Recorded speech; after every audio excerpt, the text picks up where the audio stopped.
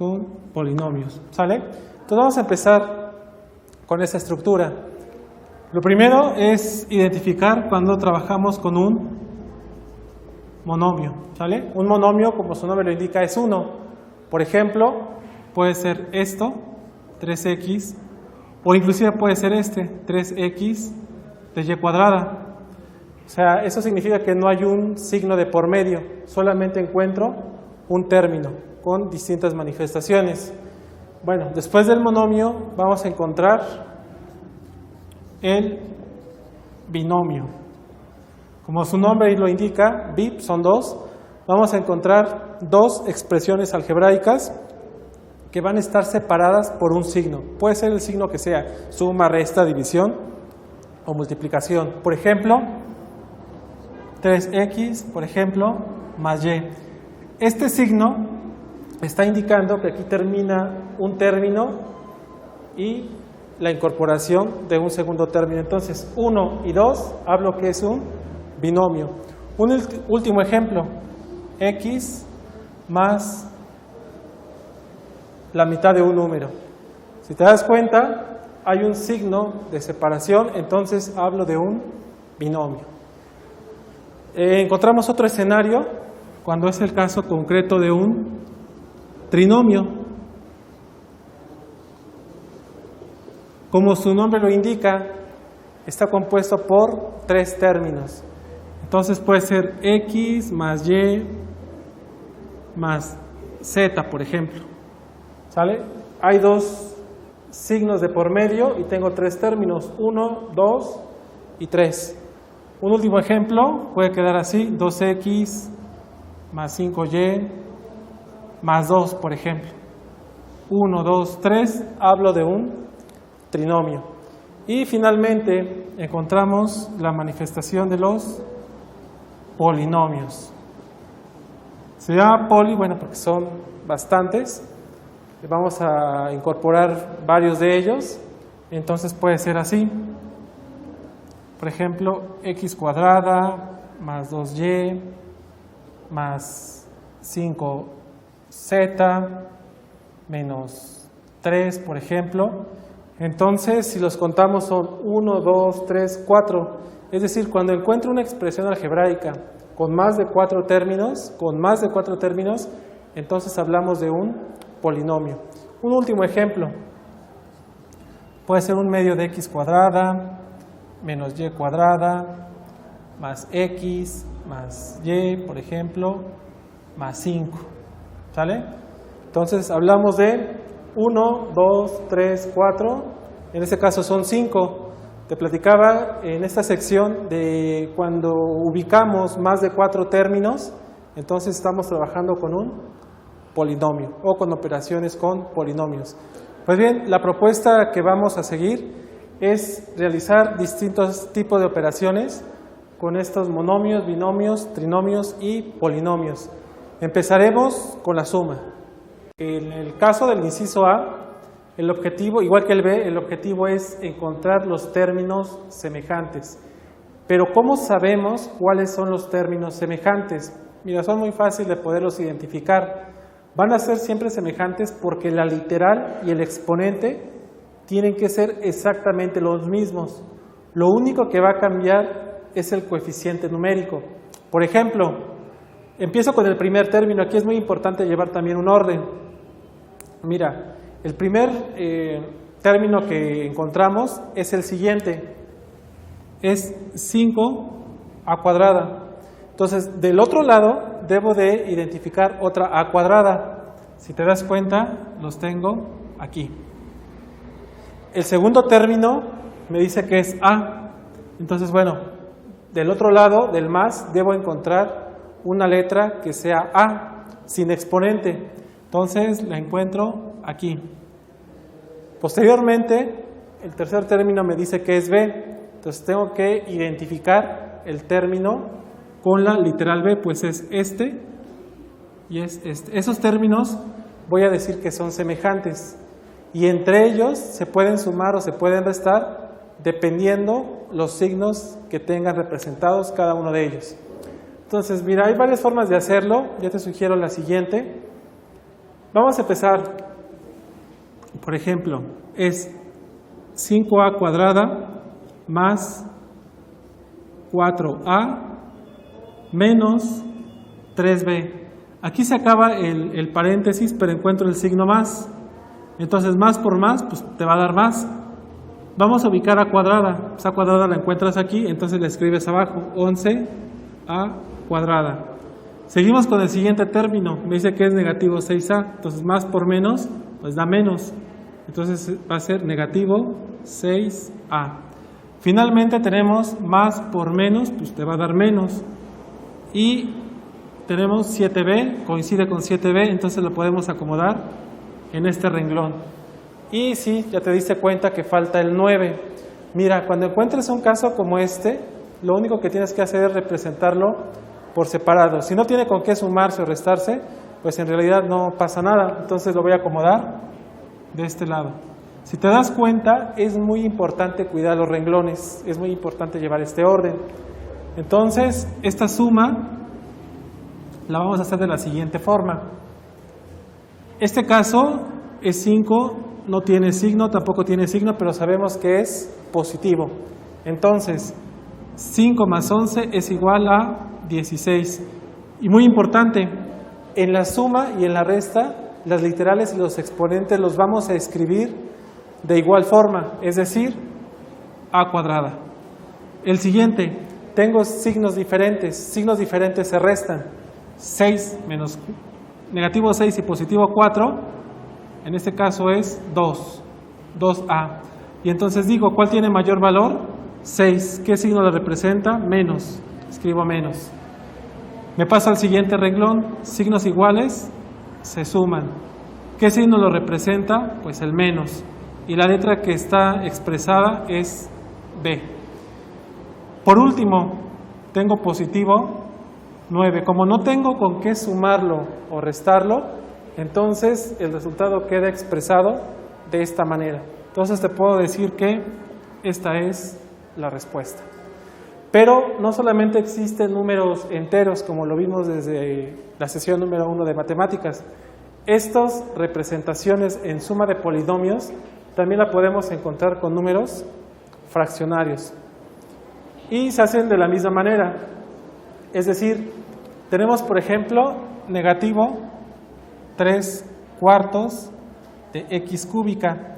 ¿Sale? Entonces, veo este término, me paso del otro lado del más y encuentro otra x cúbica. Pues entonces la voy a representar en la parte de abajo. 1/4 de x cúbica. Sigo con el otro término del primero. Veo que hay un positivo y está representado por 1/8 de x cuadrada. Entonces digo más por menos, pues te va a dar menos. Y tengo expresado la cantidad de 5/8 que multiplica a x al cuadrado. Entonces, esta es la expresión que voy a resolver. Escribo mi línea de cocientes y empiezo a resolverla. Es lo mismo que con una fracción de operaciones con números racionales. La única diferencia aquí es que tenemos que escribir la letra. Bueno, pues es lo mismo. Por ejemplo, vamos a hacer un poquito por separado y al mismo tiempo vamos a recordar el tema de fracciones, que es el tema que normalmente nos duele la cabeza, porque vemos un número fraccionario, inmediatamente pensamos, no, pues sabes que es que esto está muy difícil, pero no es sencillo. Mira, por ejemplo, tomamos negativo 3/4, después lo voy a sumar con 1/4, porque recuerda que los términos son semejantes, más 1/4. ¿Te acuerdas qué hacíamos cuando los denominadores son iguales? Pues los representamos como uno solo. Y los numeradores, como son signos diferentes, los vamos a restar. Entonces negativo 3 y positivo 1, pues es 2. ¿Cuál representa mayor valor? En este caso es 3. Si lo simplificamos, decimos, ¿cuál es la mitad de 2? Pues es 1. ¿Cuál es la mitad de 4? Pues es 2. Más entre menos, pues sigue siendo menos. Eso significa que el resultado para el primer término es negativo 1/2 de x cúbica. Si te das cuenta, la parte literal la escribo tal cual, o sea, no le cambia absolutamente nada. Pues bien, vamos a hacer la siguiente operación. La siguiente operación expresa 1/8, que por cierto es positivo, no es necesario que escriba el signo, y menos 5/8. Entonces, tengo denominadores iguales, lo represento como uno solo. Como son iguales, lo puedo hacer de forma directa. Entonces, positivo 1 y negativo 5, pues es igual a 4. Y en ese caso, ¿cuál tiene mayor valor? Pues es 5, lo representa el signo menos, entonces va a quedar como negativo. Y entonces digo, ¿cuál es la mitad de 4? Pues es 2. ¿Cuál es la mitad de 8? Pues es 4. Representado por menos entre más, pues es menos. Pero si te das cuenta, podemos seguir obteniendo, podemos simplificar esta expresión. Entonces digo, la mitad de 2 es 1, la mitad de 4 es 2, con signo negativo. Entonces el resultado que representa a esta operación es negativo 1/2 de x cuadrada. Ese es el resultado. Ya no lo voy a simplificar porque si te das cuenta sus términos ya no son semejantes. Esta es x cúbica y esta es x cuadrada. Entonces el resultado lo encontramos aquí. Y bueno, esa es la manera de cómo resolver operaciones con polinomios en la modalidad de suma. Recuerda que también podemos encontrar con otro nombre, se llama suma o adición. Bien, la siguiente operación pues es una resta. Recuerda que se le llama resta o sustracción.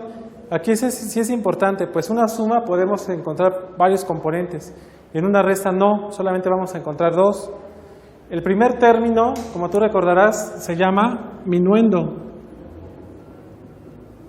Y el segundo término lo identificamos como un sustraendo, ¿sale? Entonces, esos van a ser los componentes básicos o son los componentes básicos y elementales de una resta o sustracción. Entonces, consiste en lo siguiente. Aquí para ahorrarnos un poquito bueno, vamos a realizarlo completo. Por ejemplo, el primer término, si te das cuenta, tiene un paréntesis, pero en medio de estos dos paréntesis hay un signo de por medio.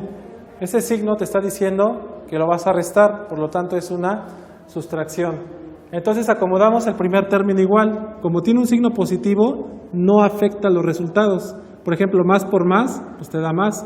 Entonces, en lo sucesivo, el resultado será con los mismos signos. Es decir, 5x cuadrada más 4x menos 10. Aquí es muy importante y toma nota.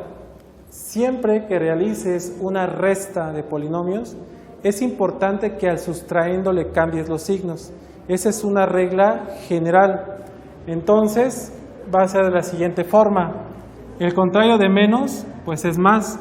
Y también lo vas a ubicar en la letra que corresponde. Por ejemplo, 3x cuadrada. Pero como es negativo, lo cambio a positivo.